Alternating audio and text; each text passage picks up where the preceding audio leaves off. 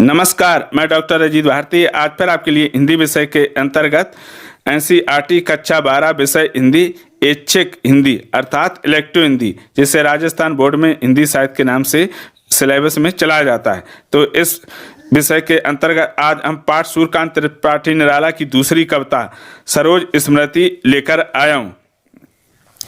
तो सरोज स्मृति की इसमें आज हम कविता का सारांश लेकर आए, जिसे हम सारांश भी कह सकते हैं अथवा समरी कहते हैं। तो चलो फिर शुरू करते हैं। तो देखो, सरोज स्मृति सन 1935 ईस्वी में सूर्यकांत त्रिपाठी निराला द्वारा लिखी गई लंबी कविता और एक शोक गीत है। निराला जी ने यह शोक गीत 1935 में अपनी 18 वर्षीय पुत्री सरोज के निधन के उपरांत लिखा था। यह निराला जी की चर्चित कविता है। इस कविता में उन्होंने अपने शोक के साथ साथ समाज के प्रति आक्रोश और व्यंग प्रकट किया है। तो चलो अब हम सरोज स्मृति का सारांश प्रस्तुत करते हैं। सरोज स्मृति कविता निराला की दिवंगता पुत्री सरोज पर केंद्रित है। यह कविता नौजवान बेटी के निधन होने पर पिता का विलाप है।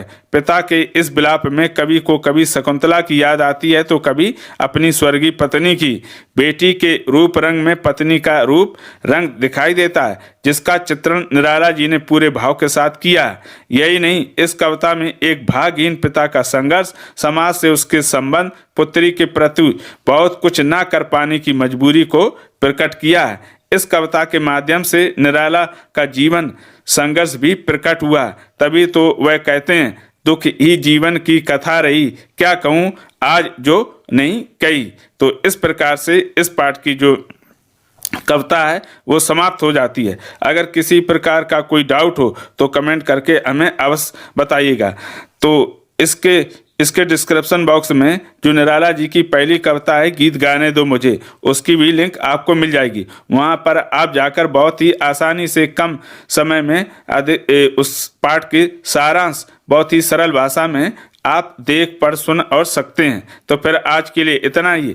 अब हम फिर मिलेंगे किसी नए विषय के साथ, तब तक के लिए धन्यवाद।